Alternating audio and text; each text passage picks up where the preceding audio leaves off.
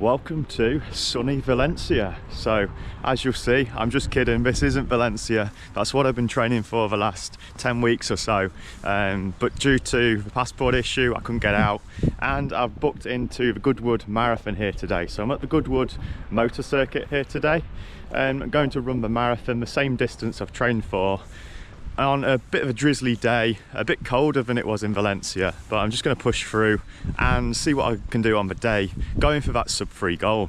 So the course does look incredibly flat, so that's a positive in my favour.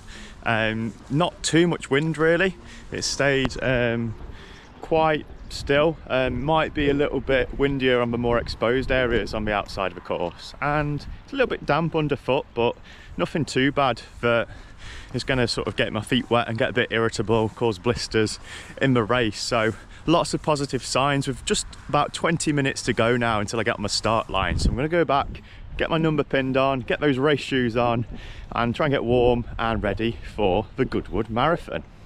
So I won't be taking the GoPro on course today. Decided to put all my effort into getting that sub-3 goal and eking out as much as I can on the race. So I'll check in after the race with a bit of a race recap and summary of how it's gone.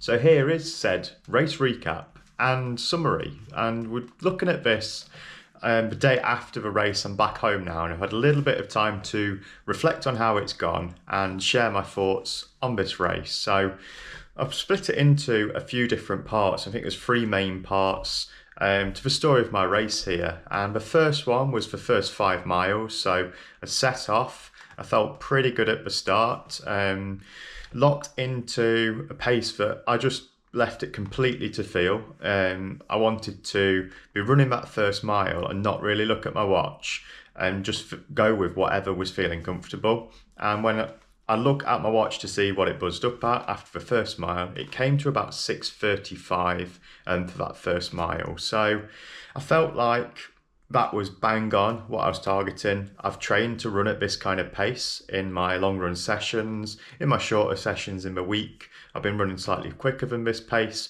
so I know that it's been fairly comfortable to run at that pace, and felt really confident running at this in the first 5 miles. I got a good group of, there was around 2 or 3 of us running the same sort of pace, having a little chat on what goals we were going for, and one lad was a 2:55 goal, the same for the rest of them in the group as well. So felt like I found a good group to work with, and I knew with being on that race circuit, it was a 3.5 kilometre loop, and it was going to be very exposed, it was wet, and was quite a little bit of wind as well, not too much, but you could definitely feel it when you were running into that wind. So I thought that to run with a group would be more beneficial than to go on an exact pace of what I was going for.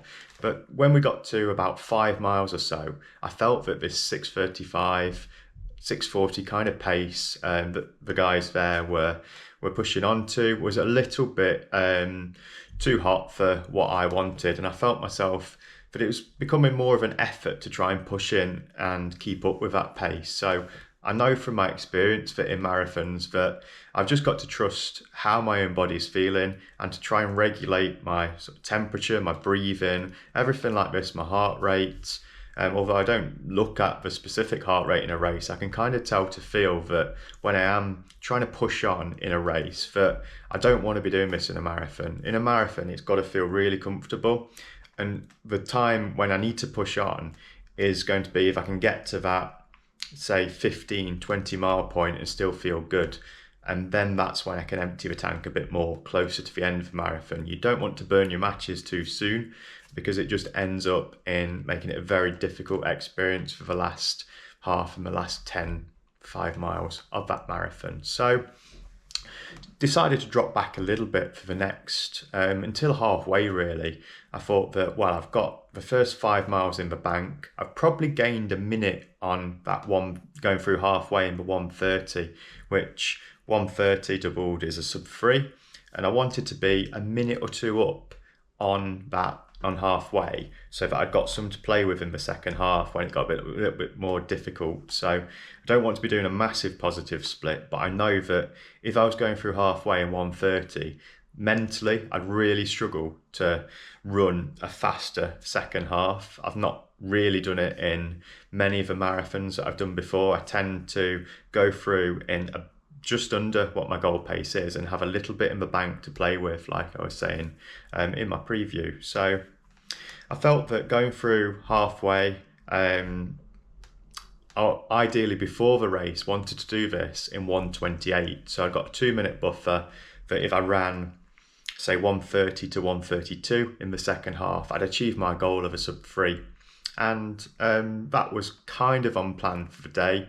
I'd gained that first minute in the first 5 miles, but I did have to drop off that pace between mile 5 and halfway at 13 miles. So dropped back, ran them at about 6:50 per mile, some slightly over, some about 6:55, depending on where we were on the course, whether it was a slight uphill section or into the wind would be slower.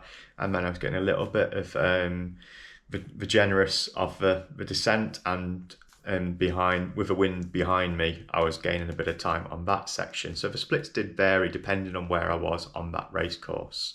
And I went through halfway, it was pretty much 1:29 on my watch. So I got a minute of buffer.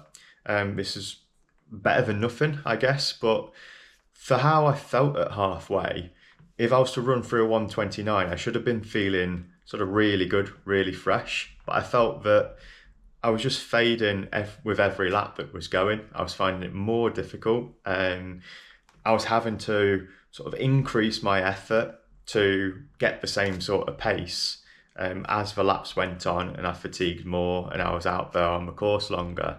So this wasn't really a good sign at halfway. I wasn't confident going through that I was going to have that sub 3 performance. Even though I was up by a minute, I was just telling myself in my head that I've got to hold on for, I'd get 14 miles, 15, 16, just take it 1 mile at a time and try and knock out anything between 6:50 and 7 minutes for the mile, knowing that I'd stay close to that sub 3 pace. I'd be shedding my time in the bank a little bit, but I knew that if I could get to, say, with about 5k to go and still got to run somewhere about 6:40 to 6:50, I'd be capable of digging in and doing that.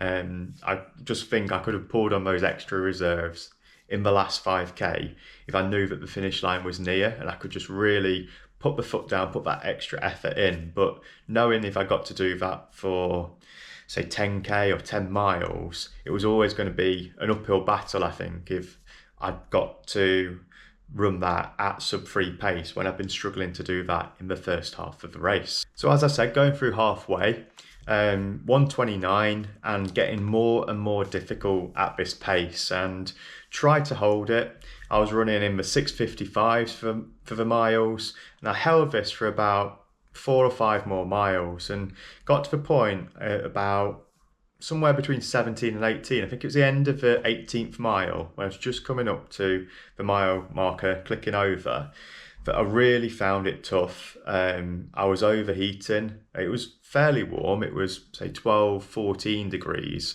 but it had been raining constantly. There was a bit of wind out there as well. It wasn't a particularly warm day like it would have been in Valencia, but I just really struggle. I sweat a lot as it is. I get quite warm fairly quickly. Even running in, say, 0 to 5 degrees, I'd be getting warm when I'm running. It's just sort of naturally what I do. So I do struggle to regulate that temperature and sort of cool down. And I also struggle with my breathing just gets elevated the longer I get into a distance run.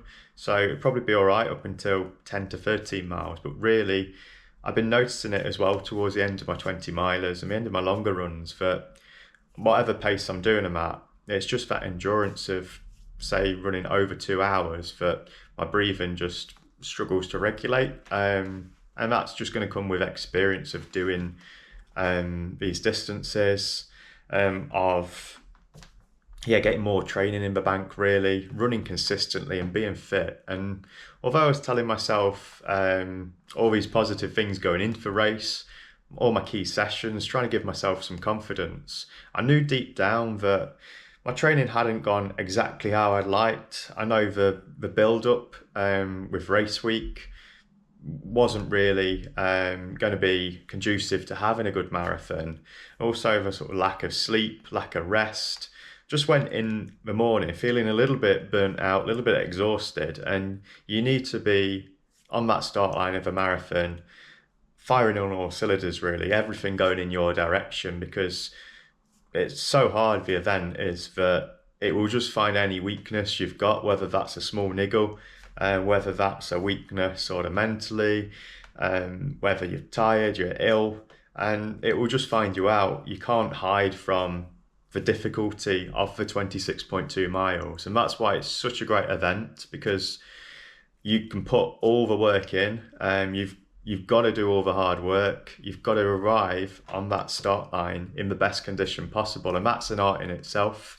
And then you've still got to have the strategy and the experience to go on that race day and execute your race plan. So it wasn't to be on the day. And really, with the build-up I've had, for going to Valencia, then not going, then trying to find another race, it's no surprise that when I got to the 18-mile point, I did pull up and I did stop. As I was looking at my watch, I was on 6:50 per mile, but I was shedding that time that quickly. I was dropping to about 7 minutes per mile. And I was doing the maths in my head that it was really going to be an uphill battle to get under that 3 hours. And as soon as I stopped, I'd sort of cost myself a few more seconds then, tried to get going again and just couldn't get going at the same rhythm and the same pace that I needed to get that sub 3. And yeah, tried to get back on it. But some days you've just got to sort of cut your losses and live to fight another day. So I knew that from experience and doing this in the past, that if I'd have just slugged out the last, I think I had 7 miles left when I got back to the end. If I'd have just slugged it out, I probably could have ran 7:30s to 8-minute miles for these last 7 or 8 miles. And that would probably have been about a 3:05 marathon.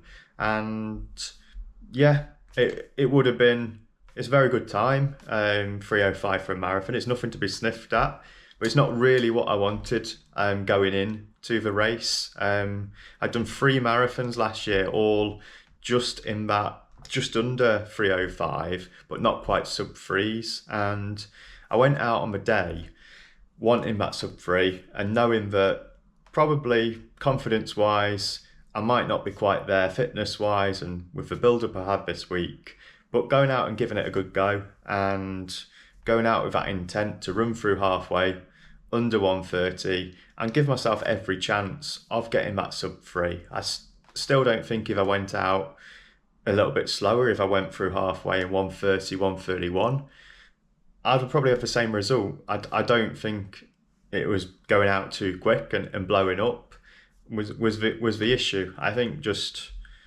how I was on the day, sometimes it does catch you out and yeah, impacts on your performance. So I will take the lessons from this. I've got a few things to work on, and it's mainly going in with a consistent training block, going in better fitness. I think that I can definitely work on the sort of body composition side of things, but I've let the diet slip a little bit in the last probably year or so training wise, if I'm being honest.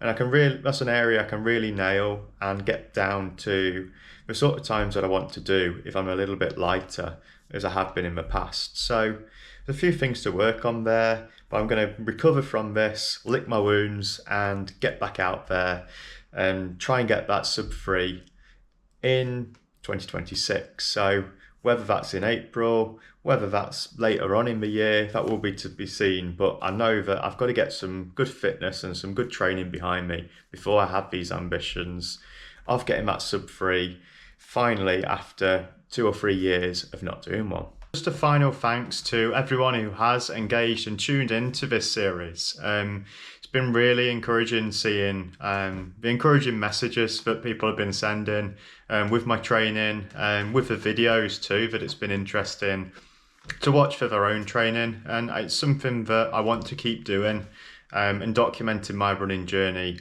going forward. So it wouldn't really bother me whether I put this journey out there and no one watched it at all. It's obviously nicer to know that you've got a little bit of support and people interested in what your training is. But I think it's still a useful exercise for me to do anyway, and reflect on my own training. So whatever I'm working towards, I will continue to share on this channel. And hopefully I'll have some more positive results after quite a challenging year this year. A few circumstances outside of running that's probably not enabled me to give my full self to it. So I'm quite determined now to put all this behind me and hit 2026 in a good level of fitness, a good level of form, enjoy that running again, and be bringing you some results of getting PBs in different distances, enjoying races, and being proud of my achievements. So thanks all for your support this year and throughout the series, and I'll be sure to keep churning out these videos on a weekly basis, and see you in the next video.